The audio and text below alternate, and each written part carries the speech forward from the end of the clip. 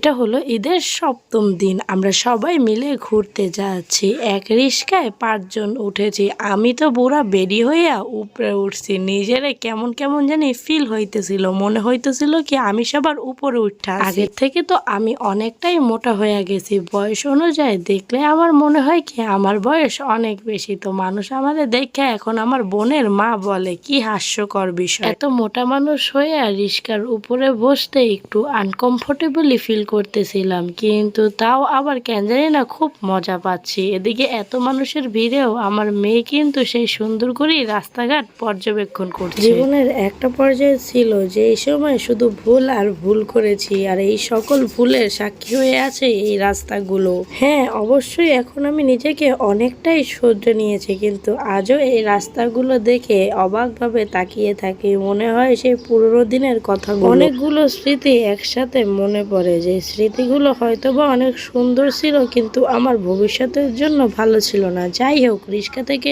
নেমে আমরা সবাই মিলে চলে যাচ্ছি শাহাবুদ্দিন পার্কের ভিতরে। এইটা ছিল পুলিশ প্লাজার অপোজিটে। আমার আম্মু তো প্রথমেই পার্কটায় আসছে। এদিকে আমার মেয়েকে সামলাতে সামলাতে সবার একেবারে নাজেহাল অবস্থা। এদিকে আমার ছোট বোন তাবাসসুম, সে তো সবসময় থাকে চিল মুঠে, কিন্তু এই পার্কের এতটুকু আসতে না আসতেই আমি গেছি হাঁপাইয়া। কি কেউ বলতে পারবেন চিকন হওয়ার জন্য আমি কি কি ট্রিক্স অবলম্বন করতে পারি? খেতে একটু ভালোবাসি, এইটা সত্যি। খাওয়াটা কমাতে পারবো না। খাওয়া না কমিয়ে কিভাবে চিকন হওয়া যায় একটু বললেন তো দয়া করে। আসার পরে ভিতরে পার্ক সাইডে চলে গেলাম। সে কি ভিড় বলে বুঝাতে পারবো না। কোনো রকম ঠেলাঠেলি করে একটা দোলনা ম্যানেজ করলাম। এই পার্কের একটা রুলস আছে, 12 বছরের উপরে কেউ রাইড গুলো এনজয় করতে পারবে না, কিন্তু আমি এইখানে তো দোল খাচ্ছি আরাম করে। আচ্ছা, আমাকে দেখে কি আপনারা কেউ গেস করতে পারবেন আমার এজ কত? আমাকে দেখতে মনে হয় খুব বড়। যারা আমার এজটা এডজাস্ট বলতে পারবেন তাদের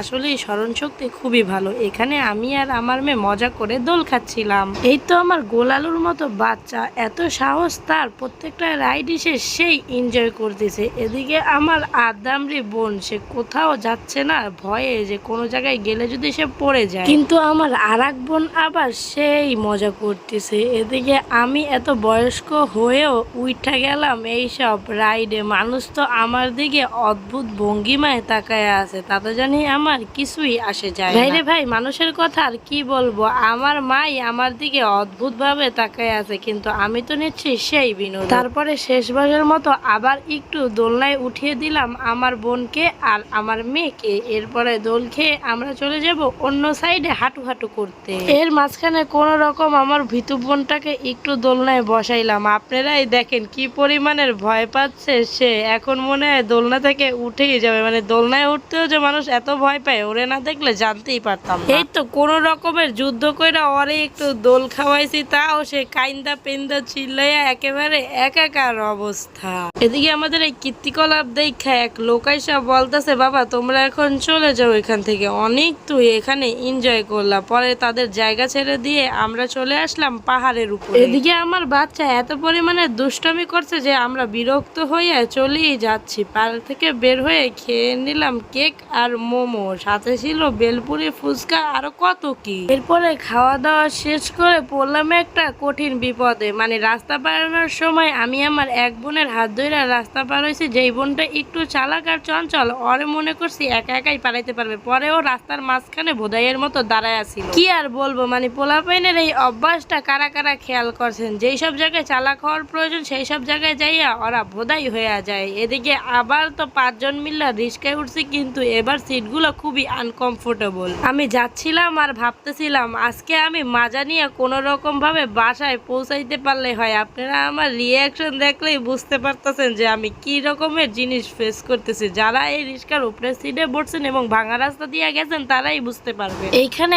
আমরা 5 জন মিলে এক রিস্কায় উঠার কারণে রিস্কার পিছনের সাইডটা ছিঁড়াই গেছে। সেই জায়গা থেকে আমরা চুপি চুপি কোনো রকমের বের হয়ে আসছি। রিস্কালা দেখতে পারলে হয়তো তো একটা জরিপানা। ওই ভুল থেকে আমরা এখন শিক্ষা নিয়ে দুটো রিস্কা করে বাসার উদ্দেশ্যে চলে যাচ্ছি। আচ্ছা, আপনাদের একটা প্রশ্ন করি, আমার কোন টাইপ ভিডিওগুলো আপনাদের বেশি ভালো লাগে? এই ব্লগগুলো নাকি যখন রোস্ট ভিডিও করতাম ওই রোস্ট ভিডিওগুলো? আই নো আপনারা সবাই আমার লাইফ স্টোরির ভিডিও অনেক পছন্দ করছেন, কিন্তু আমার ছোট্ট একটা লাইফে আর কত বড় লাইফ স্টোরি হবে? অন্যদের থেকে আমার লাইফ স্টোরি একটু বেশি বড়। এখন মিথ্যা বলে তো আর ভিডিও বানাইতে পারবো না, কারণ আমি আপনাদের অনেক ভালোবাসি, আপনাদের ভুলভাল মিথ্যা তথ্য দিতে পারবো না। যাই হোক, একেবারে শেষের পর্যায়ে চলে আসছি। এখানে আমরা আরো নিয়েছিলাম মুড়ি, বেকারি থেকে রুটি, বার্গার, হটডগস। তো এখানে আইসা আমি আর আমার বোন আবার গপ গপ করে খেয়ে নিলাম। এই কারণেই তো আমি এত মোটা।